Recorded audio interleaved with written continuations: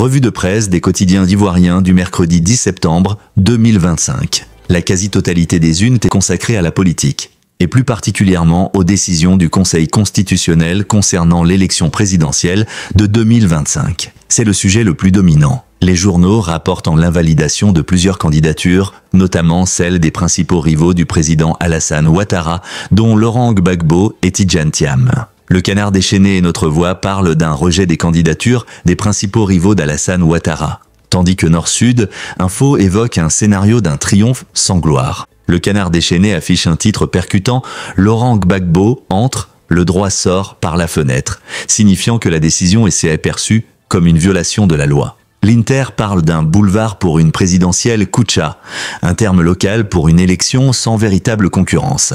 La réaction de l'opposition et la contestation de la décision. Les partis politiques et des candidats exclus ne cachent pas leur indignation et leur détermination. Le PPACI, Parti des peuples africains Côte d'Ivoire, est particulièrement mis en avant. Aujourd'hui, et le quotidien d'Abidjan cite le parti qui juge la décision impensable et dénonce un coup d'État constitutionnel et une décision illégale. Le PPACI est déterminé à poursuivre la lutte sur deux fronts. Le journal Aujourd'hui titre d'ailleurs « Exclusion de Gbagbo et Thiam, la guerre est déclarée ». Un porte-parole du PPACI, Dano Djedje, est cité dans le quotidien d'Abidjan avec un message sans équivoque. Pas d'alternative, Gbagbo sera candidat à la présidentielle de 2025. Le PDCI-RDA exprime sa solidarité. Le Nouveau Réveil titre « Le PDCI-RDA marque sa solidarité à son président et à tous les candidats exclus ». Une information confirmée par l'Héritage qui rapporte que le parti réaffirme son soutien à Thiam et Gbagbo. Le Conseil constitutionnel au cœur de la polémique.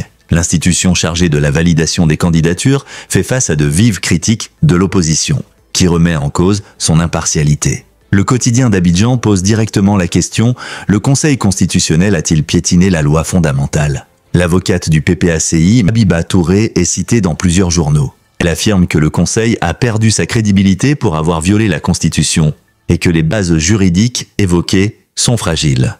Actualités diverses.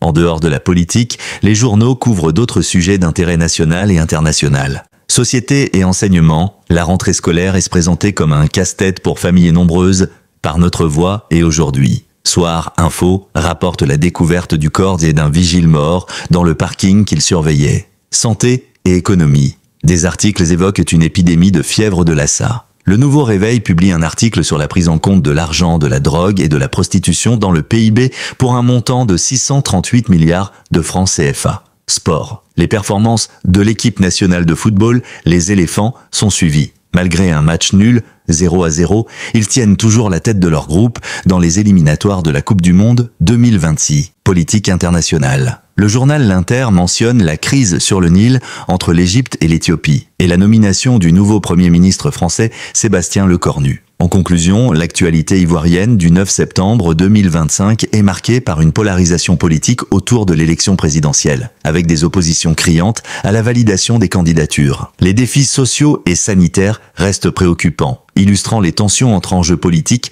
et priorités nationales.